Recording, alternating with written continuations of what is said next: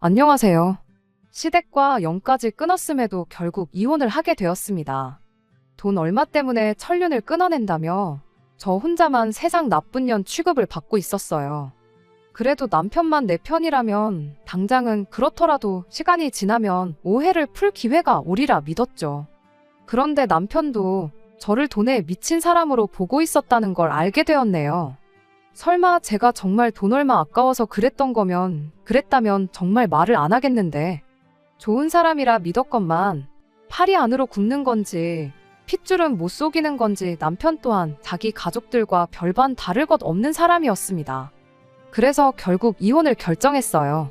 어차피 이렇게 될 거 시댁과 연을 끊는 게 아니라 그때 아예 이혼까지 해버릴 걸. 괜히 저만 중간에서 남편과 그 가족들 이간질한 사람이 돼가지고 욕이란 욕은 다 먹고 그리고 나서 이혼까지 하게 되었네요.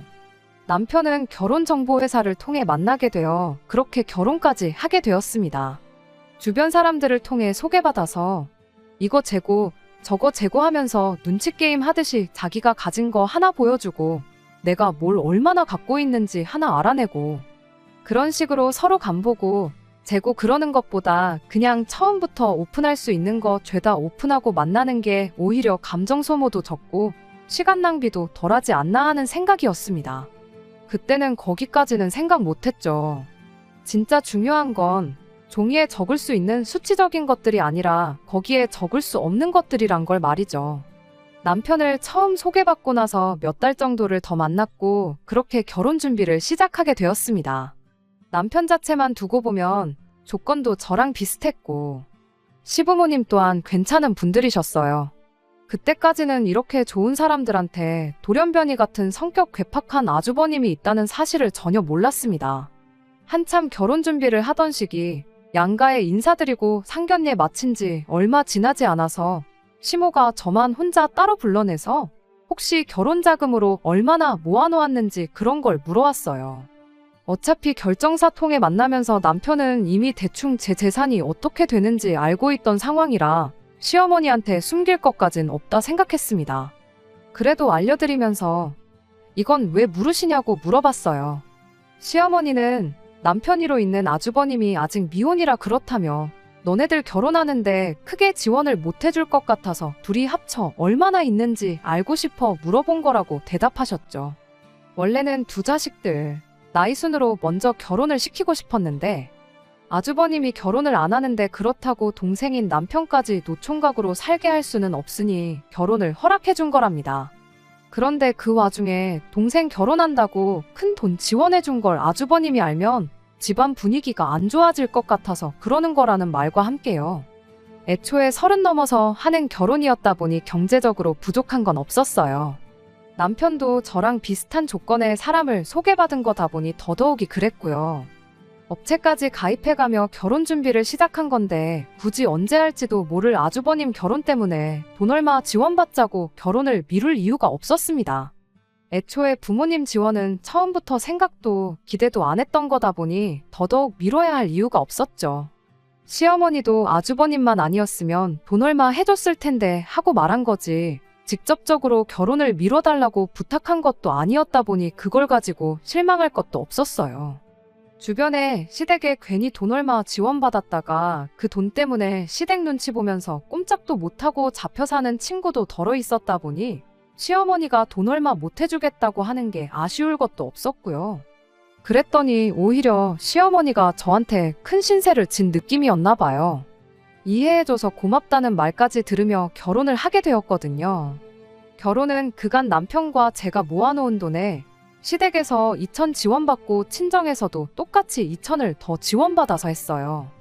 애초에 뭐 하나 받을 생각이 없었는데 뭐라도 해줘야 마음이 편하겠다는 시어머니 고집에 부랴부랴 친정에서도 똑같이 2,000을 받아와서 정확하게 반반 결혼을 하게 되었습니다. 저나 남편 벌이도 나쁜 편이 아니었고 어쩌다 보니 받은 양가 부모님 지원 덕분에 수중에 돈도 좀 남아있는 상태에서 결혼을 하게 되었다 보니 결혼 첫 해가 지나서부터는 여유가 많이 생기더라고요. 그래서 그때부터는 양가 부모님께 용돈도 조금이나마 챙겨드리고 시댁 한 번, 친정 한 번 번갈아 가면서 외식도 다니고 그랬어요. 그냥 남들 하듯이 어디 가서 못한다 소리 듣지 않을 만큼 저희가 할 수 있는 선에서 최선을 다하고 있었습니다. 연애 기간이 짧았던 만큼 결혼 전에 몰랐던 서로의 생활 습관들 때문에 티격태격 하는 일이 몇 번 있긴 했지만 또 연애 기간이 짧았다 보니 남들 연애할 때 해야 할 것들을 결혼하고 나서 한다고 둘이 여기저기 놀러 다니고 보러 다니고 먹으러 다니고 하면서 말 그대로 연애 같은 신혼생활을 만끽하고 있었습니다. 그렇게 나름 괜찮은 결혼 생활을 보내고 있던 와중 노총각이던 아주버님이 끝내 결혼을 하게 되면서 전에는 생각도 못했던 문제들이 하나둘씩 생겨나기 시작했습니다. 말씀드렸다시피 결혼 전에는 아주버님에 대해 알 방법이 없었어요. 그냥 남편이로 형이 한 명 있다. 어머님이 결혼 전에 말해준 대로 아직도 결혼을 못했다. 그 정도 알고 있는 게 전부였지요. 사람이 참 변변찮고 별로인 사람이라는 걸 알게 된 건 결혼하고 나서였습니다. 시부모님 모시고 외식 다니면서 아주버님도 항상 자리에 함께 있었어요. 초반 몇 번의 자리에서는 아주버님이 아무 말도 안 하고 식사만 같이 하고 그러는 시기였는데 하루는 분위기가 좋아서 식사하다가 술을 조금 마시는 자리가 있었습니다. 그때 모처럼 아주버님이 무거운 입을 열었는데 저를 앞에다 두고 남편한테 너는 30 넘은 여자랑 결혼하려고 그 나이 먹도록 결혼도 안 하고 있었던 거냐는 소리를 하더라고요. 남자는 와인과도 같아서 시간이 지날수록 무르익는다나 어쩌나. 결혼이 늦은 만큼 능력이 되는데 왜 굳이 비슷한 또래의 여자랑 결혼을 했느냐 하면서 남편이 마치 잘못된 선택을 했다는 듯 이야기를 하는 겁니다. 남편이 뭔 말을 그렇게 하느냐고 제 눈치를 보면서 애써 화제를 돌려보려고 했어요. 서로 마음도 맞고 사랑도 하게 되었으니 결혼한 거 아니겠냐. 나이가 뭐가 중요하냐고. 마음 맞는 사람들끼리 행복하게 사는 게 좋지 하면서 말을 하는데 또 그 아주버님이라는 인간이 한다는 소리가 글쎄 업체 통해서 결혼했으면서 사랑은 무슨 사랑이냐고 하는 겁니다. 설령 정말 사랑에 빠져서 결혼을 했다 한들 저를 사랑했으면 더더욱이 나이 많은 저랑은 결혼을 했으면 안 되는 거였다고 그딴 소리를 하는 거 아니겠어요? 뭐 어디 연구 결과에 따르면 남자가 생물학적으로 여자보다 수명이 10년은 짧다는 말 못 들어봤냐입니다. 나이 또래가 비슷하니까 가도 남편이 먼저 갈 텐데 그렇게 되면 네 사랑하는 와이프 혼자 다 늙어가지고 독수공방 시키는 꼴이 아니냐고요. 그리고 너는 너대로 너 죽고 나서 마누라 쓸 돈을 남겨놔야 되니까 노후도 아끼면서 살아야 되는 거 아니겠냐고. 못 빠지게 일해서 제대로 돈 한 번 제대로 써보지도 못하고 그렇게 죽을 거 아니겠냐 하는 말도 안 되는 소리를 해대는데 정말 그때 그 말이 취중진담이던 술 때문에 나온 실언이던 간에 상종할 사람은 아니구나 싶었습니다. 결혼을 여태 못한 데에는 이유가 다 있구나 싶었죠. 40이 다 되어가는 나이에 얼마나 어린 여자하고 결혼을 하는지 한번 두고 보자 하고 말았어요.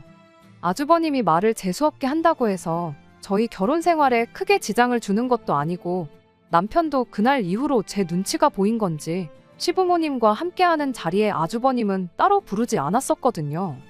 그런데 안 마주친다고 끝날 일이 아니었어요. 그 아주버님이 정말 결혼을 하게 되었거든요. 결혼을 하게 된 것도 놀라운데 무슨 수를 쓴 건지 그것도 저보다 4살이나 어린 여자와 말이에요. 그 여자는 전생에 무슨 죄를 지어서 저런 인간하고 부부의 연을 맺게 된 건가 싶었는데 겪어보니 불쌍하다고 생각할 가치도 없는 그런 사람이었어요. 집신도 짝이 있다더니 둘이 짝짝꿍이 맞으니까 결혼을 한 거지 괜히 한 게 아니구나 싶었죠. 아주버님한테 속아서 결혼한 것도 아니고 뭐 동정할 가치도 없는 똑같은 족속이었습니다. 저보다 어리다고 해서 제가 뭐 형님 대접을 안 해주고 무시할 생각이 있던 것도 아니었어요. 그런데 첫 만남부터 기선제압을 하려는 건지 저한테 되도 않는 기싸움을 걸어오더라고요. 인생을 어떻게 살아왔는지 그 경험이 중요하지 나이가 전부는 아니라는 둥 하면서요. 딱히 직업도 없으면서 인생의 경험을 논하는 게 어이없긴 했지만 둘이 똑같은 것들이라 생각하니 열받을 것도 없었습니다. 아주버님 결혼 전에 안 보고 지냈던 것처럼 아무 교류 없이 지냈으면 참 좋았겠다 싶었지만 애석하게도 아주버님도 가정을 꾸리게 된 만큼 시부모님을 만날 때마다 함께 자리를 하게 되었습니다. 여기에 인연전연 하면서 쓸 수는 없으니 일단은 형님이라고 쓰기는 할게요. 아무튼 그렇게 몇 번 정도 시부모님과 함께 자리를 갖다가 알게 된 건 이 형님이라는 사람이 다른 것보다 맏며느리 욕심이 있다는 사실이었습니다. 저한테는 대수롭지 않은 일이었어요. 그동안 아주버님이 혼자였다고 해서 제가 맏며느리 노릇을 했던 것도 아니고 그게 뭐 엄청난 벼슬자리라고 나서서 제가 하고 싶은 생각도 없었죠. 용돈 드리고 외식하고 그랬던 거야. 여유도 좀 있겠다. 그리고 가족이니까 친정도 똑같이 챙기니까 했던 거지. 딱히 시어머니 사랑을 독차지하고 싶어서 그랬던 것도 아니었고요. 그런데 아주버님이 보기엔 그간 제가 시부모님께 잘했던 게 다 맏며느리 노릇하면서 이쁨 받으려고 그랬던 것처럼 보였던가 봅니다. 결혼도 안 했으면서 그딴 생각을 하다니 참 어이가 없었죠. 아무튼 제가 그렇게 느낀 이유가 뭐냐면 그 형님이라는 사람이 제 일거수일투족을 견제를 하고 동시에 자기가 잘했다 싶은 일에는 그렇게 생색을 냈기 때문이에요. 말씀드렸다시피 맏며느리 자리에 별로 욕심도 없고 오히려 그 귀찮은 거 대신 해주면 고마울 따름이었는데 문제는 그 생색을 내 돈으로 내려던 게 문제였어요. 아주버님네 결혼하고 처음으로 세 식구가 같이 모여 외식을 했던 날이 있어요. 그간 아주버님네 집들이 등등해서 거의 집에서 모였다 보니 그렇게 세 식구가 외식을 한 건 그날이 처음이었죠. 식사가 마무리되어 갈 때쯤 누가 시키지도 않았는데 형님이 오늘은 자기가 사겠다며 혼자 가서 계산을 하고 오더군요. 식사 마치고 나서 집에 도착한 뒤 형님한테 덕분에 잘 먹었다고 톡 하나 보냈죠. 그런데 제 톡에 형님이 답장을 하기를 총 40만 원이 나왔으니 절반인 20만 원을 보내라며 자기 계좌를 적어 보내는 거 아니겠어요? 20만 원이 아까워서 그러는 게 아니라 같이 낼 거면 처음부터 같이 내자고 하던가 하지. 자기가 쏘겠다고 자리에서 있는 생색은 다 내놓고는 집에 오자마자 절반을 내라고 하니 어이가 없었습니다. 제가 핸드폰을 보면서 콧방귀를 뀌고 황당해하고 있으니 남편이 그런 저를 보고 뭐 무슨 일인데 하고 물어보더라고요. 그래서 남편한테 황당하다고 이것 좀 보라고 형님이 지가 쏜다더니 뒤에서 돈을 달라고 한다 하고 이야기를 했는데 남편은 그래도 절반 내는 게 어디냐 반반씩 냈다 생각하면 억울할 것도 없지 않냐면서 그냥 그 돈 보내주라고 하더라고요. 그래서 안 그래도 돈 보내려고 생활비 통장에서 20만 원 옮기는 중이다 했더니 남편이 화들짝 놀라더니 40만 원이나 나왔냐고 물가가 올랐다더니 정말 엄청 올랐구나 하고 대답을 해왔습니다. 그날 외식한 곳이 저랑 결혼하기 전에 아주버님까지 같이 해서 네 식구가 자주 가던 집이었답니다. 보통 넷이서 가가지고 배 터지게 먹고 와도 20만 원 정도 냈고 술 같은 거 마셔서 좀 더 많이 나오는 날에는 25만 원 정도밖에 안 나왔었대요. 아무리 형수님도 계시고 저도 있어서 입이 두 개가 늘었다고 한들 여자 둘이서 먹어봐야 얼마나 먹는다고 거의 2배 가격을 지불하고 왔으니 남편 입장에선 놀랄 수도 있는 일이었죠. 거기가 엄청난 맛집도 아니고 그냥 가성비가 좋아서 자주 다니던 곳이었는데 전에 다녀왔던 만큼 배부른 느낌도 안 들고 이제 가격까지 그렇게 비싸버리면 더 이상 거기에 갈 이유가 없는 것 같다면서 다른 집을 찾아봐야겠다고 한마디 하고 말더군요. 저도 처음엔 물가가 올랐다니 정말 올랐는가 보다 그렇게 생각하려고 했는데 가만 두고 보자니 어딘가 자꾸 찜찜한 기분이 들기 시작했어요. 그래서 돈 보내기 전에 형님한테 다시 톡을 보냈죠. 혹시 영수증 좀 볼 수 있겠냐고요. 그랬더니 형님이 답장은 안 하고 저한테 전화를 걸어서는 지금 사람 의심하는 거냐고 짜증을 내는 거 아니겠어요? 물론 찜찜해서 영수증을 보여달라고 한 건 사실이지만 형님한테는 그런 게 아니고 우리 남편 말이 원래 자주 가던 집이고 돈이 그만큼 안 나왔었다길래 가격이 얼마나 오른 건지 한번 보려고 그런다 대답했죠. 많이 올랐으면 앞으로 거기 말고 다른 집을 찾는 게 좋을 것 같아 그러는 거라고 그렇게 말했더니 형님이 요즘 누가 계산하고 영수증을 받아오냐고. 가격 같은 거 인터넷 찾아보면 다 나오는 건데 뭘 영수증을 보여달라고 하느냐 짜증을 내는 거예요. 그래서 그냥 알겠다고 말하고 그럼 말 나온 김에 카드에서 얼마 빠져나갔는지 그거 내역 좀 보내달라고 했어요. 가만 생각해보니까 고기가 1인분에 얼마에서 끝자리가 1,000원 단위가 아니라 900원으로 끝나지 않았었냐고. 절반씩 내는 거 100원 단위까지 정확하게 계산해서 드리고 싶다 그렇게 말했더니 또 혼자 성질을 부리면서 현금으로 계산했으니 카드 내역은 없다고 혼자 또 전화기 너머로 방방 뛰는 겁니다. 자기가 설마 몇백 원 더 받아먹으려고 이러는 것 같냐며 손해를 봐도 자기가 손해보는 거고 몇백 원 그거 자기는 신경도 안 쓰니까 걱정 말라더니 그냥 돈이나 보내라고 혼자 짜증만 있는 대로 내고는 전화를 끊어버리대요. 일단 제가 형님이 카드 긁는 모습을 봤는데도 굳이 현금 계산을 했다 하고 영수증도 없다 하고 하면서 얼마 나왔는지 숨기는 걸 보니 적어도 40만 원이 나와서 20만 원을 달라는 건 아니겠구나 싶더군요. 인터넷에 검색까지 해서 메뉴판 사진이 있는 걸 남편한테 보여줬더니 가격이 하나도 안 올랐고 그대로라고 하는 겁니다. 남편한테 이거 형님이 우리 돈 떼어 먹으려는 거 아니냐고 했더니 설마 몇만 원 가지고 그러겠냐고. 가격이 그대로라도 물가가 오르면 양을 줄이는 가게들도 있지 않냐며 필시 그래서 그런 걸 거라고. 얼마 되지도 않는데 이걸로 일 만들지 말고 그냥 그 돈 보내주고 이만 끝내라고 하는 거예요. 사람이 싫어서 그런 건 맞지만 이걸 물고 늘어지는 게 저도 똑같이 유치한 사람이 되는 거 아닌가 싶어서 그날은 그냥 그 돈 보내주고 말았습니다. 그 뒤로 찾아온 게 어버이날이었는데 그때도 마찬가지였어요. 형님한테 연락이 왔는데 어버이날 두 분 드릴 선물을 반반씩 같이 내서 사면 어떻겠냐고 하더니 톡으로 인터넷 쇼핑몰 링크를 2개 보내더라고요. 아버님 드릴 겨울잠바랑 어머님 드릴 무스탕 이렇게였는데 뭐 5월에 겨울옷을 사드리느냐 했더니 원래 이럴 때 사야 저렴하게 사는 거 모르냐며 저보고 헛똑똑이라고 하더군요.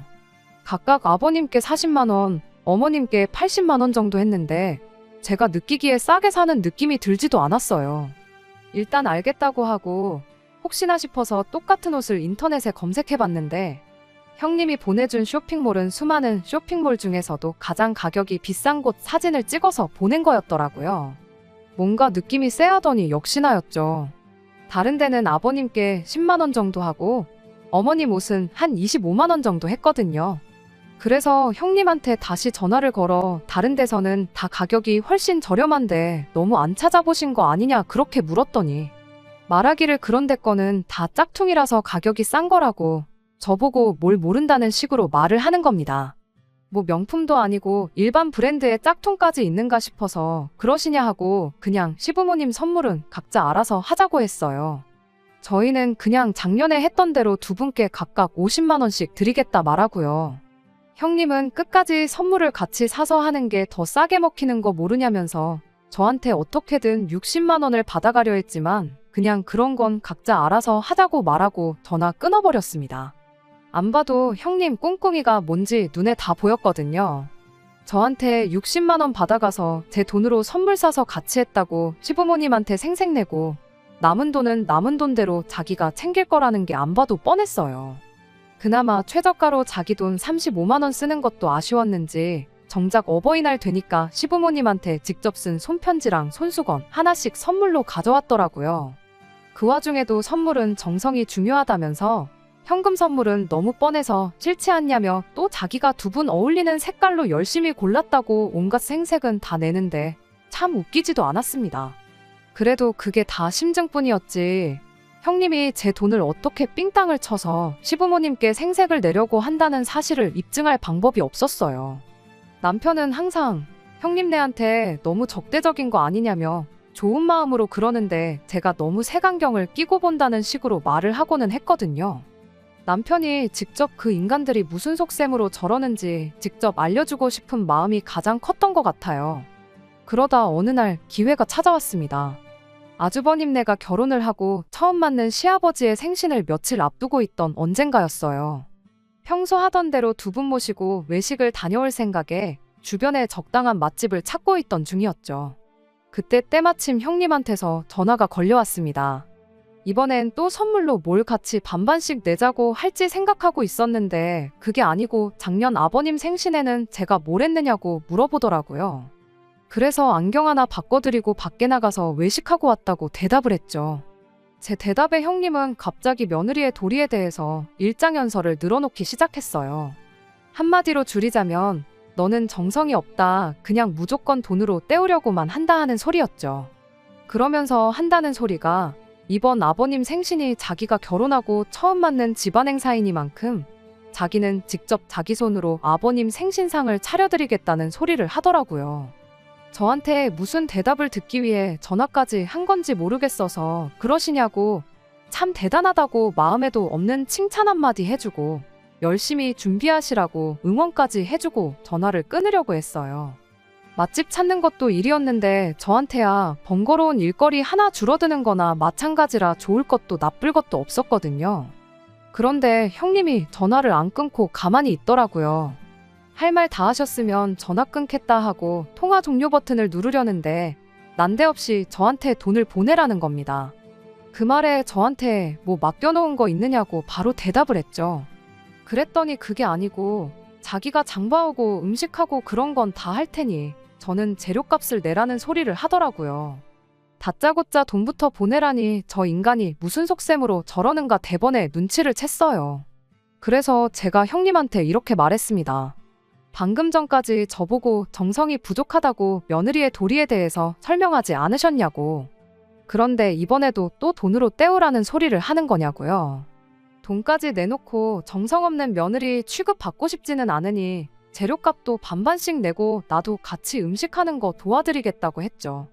이왕이면 장 보는 것도 같이 하자고 수고를 똑같이 해야지 괜히 뭐 하나 덜 해가지고 정성 부족한 며느리가 되고 싶지는 않다고 계속 형님 속을 긁어댔어요. 그 와중에 잔머리는 얼마나 잘 돌아가는지 아버님 생신 당일에 깜짝 파티를 열 생각이라고 준비는 같이 한 걸로 할 테니까 그런 부분은 걱정 말라면서 끝까지 돈만 대라는 식이었습니다. 말인즉슨 평일에는 제가 출근을 해야 하니까 음식 준비를 같이 못한다는 소리였죠. 형님이야 직장이 없으니 남아도는 게 시간이잖아요. 제가 끝까지 뭐 그럴 거 있냐고 월차 하나 써서 일 빼고 돕겠다 그렇게 말을 했더니 음식 준비할 게 한두 가지가 아니라 전날부터 준비할 거라고 회사에서 시아버지 생신 때문에 이틀씩 일을 빼게 두지는 않을 거 아니냐면서 끝까지 자기 혼자 준비하겠다는데 그 속이 너무 뻔히 보여서 웃음도 나오지 않았습니다. 그래서 얼마나 필요하시냐고 물었죠. 형님은 대번에 한 100만 원 정도면 되지 않겠냐 이런 소리를 하더라고요. 일단 넉넉하게 예산을 잡고 남으면 남는 대로 다 돌려준다고 하는데 명절장을 봐도 그만큼은 안 나오겠다고 한마디 하려다가 참았습니다. 그냥 제가 모르는 척 쏘가 넘어가 준 거예요. 그냥 이참에 남편한테 저 형님이라는 사람이 온갖 장꾀로 우리 돈 떼어먹고 있다는 사실을 알려줘야겠다는 생각이었거든요. 그날 100만 원 보내면서 남편한테 한번 아버님 생신 돼서 보자고 그렇게 말하고 그날 하루를 넘겼습니다. 그렇게 시간이 지나 아버님 생신 당일이 되었습니다. 남편이나 저나 회사에 있었다 보니 시간을 저희 퇴근 시간 이후로 잡아놓고 모이는 건 아주버님네 집에서 모이기로 했어요. 그래도 100만 원이나 달라고 했으면 어느 정도 임금님 수라상 흉내 정도는 냈을 거라고 생각했는데 소고기는 그냥 담궜다가 뺀 건지 고기 부스러기만 둥둥 떠다니는 미역만 잔뜩인 미역국에 예산을 100만 원을 뜯어갔으면 못해도 갈비찜 정도는 한 소치 있을 줄 알았는데 누가 봐도 마트에서 데워놓고 파는 거 사왔구나 싶은 불고기가 올라와 있었고 그나마도 밑반찬들은 반찬 가게에서 파는 것들 뿐이고 탕수육이라고 해놓은 것 또한 형님 솜씨가 아니라 누가 봐도 동네 중국집에서 파는 거 전날에 미리 식혀뒀다가 전자레인지로 데워서 낸 게 다 티가 났어요. 가짓수는 많았지만 100만 원을 다 썼다고 하기엔 장 보는데 30만 원도 안 들었을 음식들을 생신상이라고 차려냈으니 어이가 없었습니다. 그렇다고 형님 망신살 주자고 거기다 대고 내가 100만 원이나 보냈는데 이것밖에 못 차렸냐고 타박을 하기도 뭐해서 그냥 아무 말도 안 하고 가만히 있었어요. 남편도 뭔가 느끼는 바가 있는지 표정이 조금 안 좋아 보이는 모양이었죠. 그런데 시부모님이 차려진 상을 보더니 형님더러 고생이 많았다고 칭찬을 해주시더라고요. 뭐 거기다 대고 차린 게 이거밖에 없냐고 타박을 주실 분들도 아니고 그냥 그 수고를 헤아려 주시는 거구나 싶었죠. 그래도 그날 전화로 분명히 같이 한 걸로 하겠다고 돈이나 보태라고 그렇게 말까지 해놓고 정작 시어머니가 그렇게 한마디 해주신 말에는 자기가 혼자 다 했다는 식으로 대답을 하는 겁니다. 돈도 돈이지만 직접 만든 게 밖에서 사 먹는 거에 비할 수 있겠냐며 자기가 요리를 잘 못하지만 정말 정성 들여 준비한 거라면서요. 그러면서 저를 콕 집어서 동서는 일하느라 바쁘니 이런 건 맏며느리인 자기가 챙겨야 하는 거 아니겠냐며 또 생색을 내는 거 아니겠나요. 굳이 직접 만든 게 밖에서 사 먹는 거에 비할 수 있겠냐는 소리를 하는 것도 저를 노리고 했던 말이라는 걸 굳이 묻지 않아도 알 수 있었습니다. 식사 마치고 나서는 케이크를 꺼내왔는데 케이크라고 뭐 어디 호텔 베이커리에서 시킨 것도 아니고 그냥 동네 어디에나 있는 체인점 케이크를 꺼내오더라고요. 그래도 분위기는 좋았다 보니 거기다 대고 구태여 찬물을 끼얹고 싶은 생각은 없어서 가만히 있었어요. 적어도 남편이 저 형님이라는 인간이 어떻게든 우리 돈은 돈대로 떼먹고 생색은 있는 대로 내는 사람이란 걸 알게 되었으니 소기의 목적은 달성했구나 싶어서 그걸로 끝내기로 했죠. 아니나 다를까 집에 갈 때 되니 형님이 장보고 남은 돈이라며 3만 원을 제 손에 쥐어주더라고요. 그 음식에 97만 원이나 쓴 거냐고 영수증이나 있으면 보여달라고 했더니 저보고 살림을 안 하니까 이런 기본적인 것도 모른다며 생색을 내면서요. 시장 같은 데서 현금 주고 사면 마트 같은 데보다 엄청 싸게 살 수 있는 거 모르냐면서 죄다 현금으로 사가지고 영수증이 따로 없다는 소리를 하는 거 아니겠어요? 아니 뭐 싸게 사기는 뭘 싸게 샀냐고. 그 상차림에 97만 원이면 아주 바가지를 써도 엄청나게 쓴 거 아니냐고. 시장 사람들이 형님 완전 호구 잡아서 그 돈으로 잔치를 벌였겠다고 빈정거리면서 한마디 했더니 또 혼자 부들거리면서 자기 인건비는 생각을 안 하냐고 따지고 들더라고요. 인건비라니 무슨 소리냐고 했더니 장봐오고 음식하고 그런 거부터 이제 너네들 가고 나면 6 식구 먹은 뒷정리까지 내가 다 해야 하는데 그 인건비도 다 포함시켜서 그 돈을 달라고 했다는 겁니다. 어이가 없어서 인건비 같은 소리 하고 있다고 한마디 해줬어요. 시아버지 생신상 차리는데 누가 인건비를 받고 일을 하냐고요. 딱 봐도 장 보는 거 30만 원도 안 들은 것 같은데 생신상 한 번 차리고 70만 원 받는 사람이 세상에 어디 있냐고. 당장 내일부터 회사 그만두고 일당 70만 원씩 받으면서 생신상이나 차리러 다녀야겠다고 그렇게 한마디 했죠. 감정이 격해지기 시작하니까 서로 언성이 높아지기 시작했고 결국엔 저희가 티격거리는 소리에 시부모님까지 그 광경을 목격하게 되었습니다. 제가 그 자리에서 시부모님까지 다 같이 해서 잘잘못을 따지자는 것도 아니었고 형님의 실체를 까발려서 망신사를 주려던 생각도 더더욱 아니었습니다. 생색은 얼마든지 내도 좋지만 단지 돈 계산만큼은 똑바로 했으면 좋겠다는 취지였어요. 돈 얼마 속여가지고 내 돈 뒤로 챙기지 말라고요. 그런데 아주버님이 먼저 그깟 돈 얼마 가지고 다른 날도 아니고 아버지 생신날 이 하극상을 부리는 거냐면서 손윗동서가 자기보다 어리다고 질투나서 그러냐는 듯이 저를 몰아가기 시작하더군요. 이어서 시부모님까지 형님 편을 들어주는 거예요. 애가 잘하려고 그런 건데 돈 좀 더 내고 덜 내고 하는 게 뭐가 중요하냐면서요. 너네야 맞벌이에 돈도 잘 버니 돈 얼마 더 쓰는 거 아까운 거 아니지 않냐고. 첫째는 저희랑 다르게 외벌이라 경제적으로 쪼들려서 그러는 건데 가족끼리 그냥 좋게 넘어가면 되는 거지 이게 다 무슨 꼴이냐면서요. 아무튼 결국 그렇게 저 혼자만 돈 얼마 더 쓰는 게 싫어가지고 가족들 모인 날 분란이나 만드는 그런 사람이 되어버렸습니다. 아주버님이 참 싫었는데 그래도 그 와중에 지 마누라라고 형님 편 들어주고 마침 그때 꺼낸 그 한마디 덕분에 시부모님까지 그런 식으로 저한테 말하신 거 아닌가 싶었어요. 내 남편이 거기서 한마디라도 내 편을 들어줬더라면 적어도 그런 소리까지는 안 들었었을 텐데 싶고 실망이 이만저만이 아니었습니다. 그 뒤로는 뭐 형님네는 물론이고 덩달아 시부모님까지 보고 지내는 게 굉장히 껄끄러운 상황이 되었어요.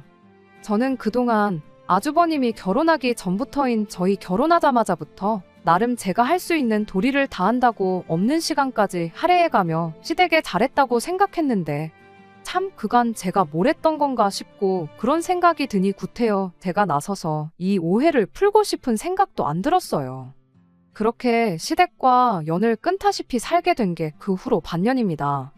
그중 시어머니 생신이 있었고 명절이 한 번 있었어요. 따로 시댁에 찾아가지는 않았지만 연 끊었다고 할 도리까지 안 했다간 정말 이대로 평생 안 보고 지낼 수도 있겠구나 싶어서 딱 남들 하는 만큼만 해서 돈 얼마 보내드렸죠.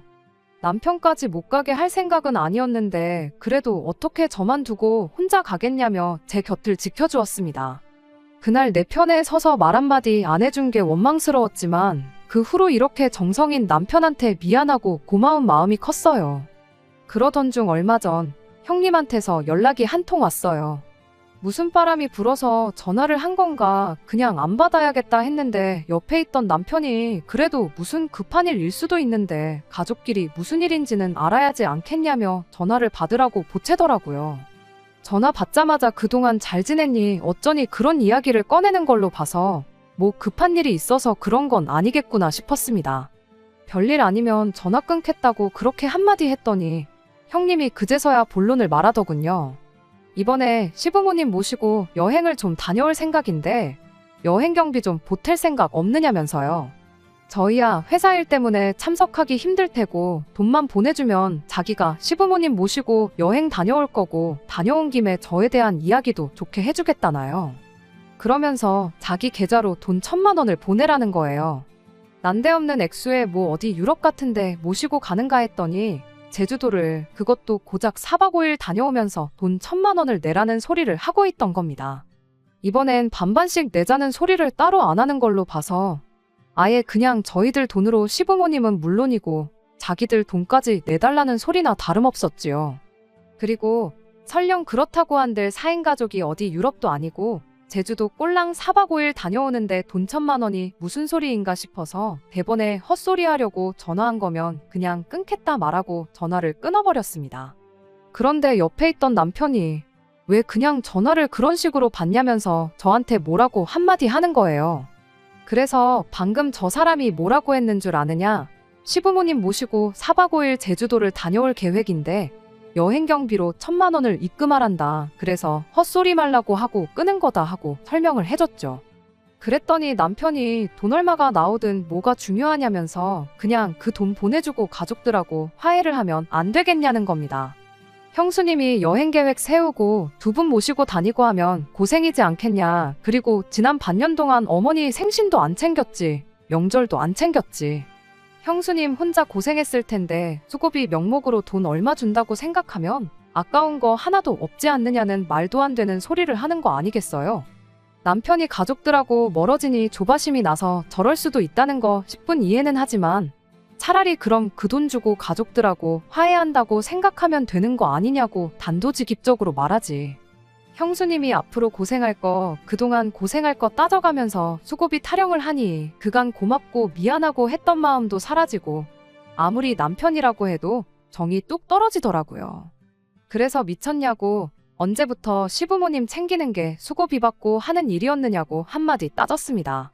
그렇게 따지면 아주버님 결혼하기 전에 내가 시부모님 챙기고 그랬던 거 수고비는 누구한테 청구하면 되는 거냐고요. 그랬더니 남편이 우리가 그동안 무슨 효도를 했냐고 다 돈으로 대충 때우기만 했지 않냐면서 그런 건 수고비 따질 게 아니라는 겁니다. 주둥이로만 시부모님 챙기는 척 했으면 수고비를 받는 건데 내가 그동안 그것도 모르고 내 시간 써가며 밥집 찾아내고 계산하고 그랬다고. 이럴 줄 알았으면 그냥 나도 형님처럼 하는 척이나 하고 당신한테 수고비나 땡겨받을 걸 그랬다고 한껏 빈정거렸죠. 그 말에 남편이 너는 그 와중에 또 돈돈거리고 있냐고 그놈의 돈 빨키는 것 좀 그만 좀 하면 안 되겠냐는 거 아니겠어요? 그 큰돈 거침없이 한 방에 내주면 가족들도 제가 푼돈 얼마에 쪼잔하게 군다는 오해도 풀리지 않겠냐고 하는데 정말 얼토당토하는 소리에 기가 차서 말도 안 나오더라고요. 설령 1,000만 원이 아니라 돈 얼마 주고 풀릴 일이었다고 한들 그렇게까지 해서 풀고 싶은 생각일랑 없다고. 지금 호구같이 그 돈 해주고 나면 다음엔 얼마나 더 큰 돈을 바라겠냐고. 처음 외식비 몇만 원 뜯어먹힌 게 어버이날 선물 산다고 몇십만 원으로 커졌고 아버님 생신 때 가서 100만 원이 된 거 보면 모르겠냐 했죠. 지금 이거 1,000만 원 해주면 아마 다음번엔 우리 집 집문서를 내놓으라고 해도 충분히 그럴 거다 했더니 저보고 말이나 되는 소리를 하냐며 입에 거품을 물더라고요. 말이나 되는 소리냐니 누가 할 소리를 하고 있느냐고 따졌더니 남편이 이렇게 한마디 하는 거예요. 막말로 죄를 지어도 위자료를 내지 않냐고. 어쨌든 너 때문에 가족들하고 연도 끈타시피 해서 지내고 있는데 그냥 위자료 주는 셈 치고 그 돈 해주면 어디가 덧나냐는 겁니다. 그때 알게 된 거죠. 남편이 저를 위해서 가족들하고 안 보고 지냈던 게 저를 위해서가 아니라 그냥 제 눈치만 보고 있었다는 사실을요. 남편은 그저 제가 시부모님한테 잘하겠다는 형님한테 돈 100만 원 주는 게 아까워서 시어머니 사랑을 독차지하는 형님이 부러워서 그러는 거라고 자기 가족들하고 똑같이 생각하고 있었던 거예요. 돈 100만 원 때문에 가족들하고 말도 못 섞게 하는 나랑 더 살아서 뭐 하겠냐고 그냥 그 길로 남편한테 이혼 선언 해주고 이왕 이렇게 된 거 네 형수한테 돈 1000만 원 네 돈으로 해주라고 한마디 했어요. 주면서 혹시 여행 자리 한 자리 더 알아봐 줄 수 있냐고도 꼭 물어보라고요. 어차피 이혼 서류다 뭐다 준비하는데 시간이 걸릴 텐데 그동안 당신 꼴도 보기 싫으니까 어디 좀 눈에 안 보이는데 가 있으라고 그렇게 한마디 했더니 남편이 씩씩대면서 바라던 바라고 어디 이혼할 수 있으면 해보라고 그러곤 그 길로 짐 싸서 시댁으로 가버리더라고요. 미안하다고 사과하면 마음이나마 약해질까봐 걱정이었는데 그렇게 사라져주니 오히려 마음 정리하기는 너무 편했네요. 남편이 집에 돌아온 건 그로부터 일주일이 지나서였어요. 아니나 다를까 남편이 저한테 잘못했다고 빌더라고요. 왜 갑자기 마음이 변해서 저럴까 싶었는데 굳이 남편이 안 알려줘도 되는 사실까지 알려주면서 이혼에 대한 마음을 확실하게 굳힐 수 있었습니다. 시어머니가 아주버님네 결혼할 때 돈 얼마 해준 게 아니라 아예 5억 하는 신혼집을 하나 해준 걸 알게 되었대요. 그 말 듣고 저도 놀라긴 했어요. 어떻게든 2천을 해주신 게 없는 형편에 짜내고 짜내서 해주신 건 줄 알았는데 그냥 말 그대로 저희는 둘 다 직장도 있고 돈도 어느 정도 버니까 2천 먹고 떨어지라는 식이었던 거고 아주버님한테는 5억 집을 묻지도 따지지도 않고 해준 거였어요. 괜히 그 여자가 집도 절도 없는데 나이마저 10살 가까이 차이 나는 아주버님하고 괜히 결혼을 한 게 아니었던 거죠. 5억 집을 해줘서 시댁에 여력이 있는 건가 싶었는데 막상 보니까 시부모님은 정말 전 재산에 노후까지 털어서 그걸 해준 거였고 아주버님도 벌이가 별 볼 일 없으니 어떻게든 자기 돈 나가는 거 아껴보겠다고 조금씩 저희 돈을 뒤로 떼어 먹으려고 온갖 개수작을 벌였던 거 아닌가 싶었죠. 그리고 그걸 알게 된 남편도 시부모님한테 크게 실망을 하게 된 거고 그만큼 받았으면 우리가 금전적으로 시부모님한테 뭘 해줘야 할 이유도 없겠다 싶어져서 그제서야 집에 돌아와서는 그냥 시댁과 연 끊고 살자고 하면서 저한테 싹싹 빌었던 거였고요. 하지만 일주일이 지난 만큼 저는 이미 마음을 굳혔다 보니 남편이 사과하고 싹싹 빈다고 해도 받아줄 마음이 없었습니다. 오히려 남편이 시댁과 연 끊고 살자며 꺼낸 그 아주버님 신혼집에 얽힌 뒷이야기가 마음만 더 굳게 먹게 해주는 꼴이 되었네요. 이혼한 지금에 와선 형님, 아니 그 여자한테 고마운 마음까지 드네요. 내 돈으로 생색도 내고 자기 돈까지 아껴보려다가 이렇게 저를 그런 거지 같은 집구석에서 탈출시켜준 거나 마찬가지니까요. 40줄에 장가 못 간 장남아들 결혼시키는데 5억이 들었는데 부모님도 아니고 형님네한테 돈 쓰는 게 아깝냐고 따져묻다가 이혼당한 아들 재혼시키는 데는 얼마나 들런지. 이미 이혼한 마당에 뭐 그게 중요한가 싶지만 조강지쳐 냅두고 가족들 편만 들다 이혼당한 남편이 평생 일을 두고 후회 속에 살았으면 참 좋겠습니다. 끝까지 들어주셔서 감사합니다. 오늘의 사연은 여기까지입니다. 구독과 좋아요, 알람 설정 부탁드리고 더 좋은 사연으로 다시 찾아뵙겠습니다. 감사합니다.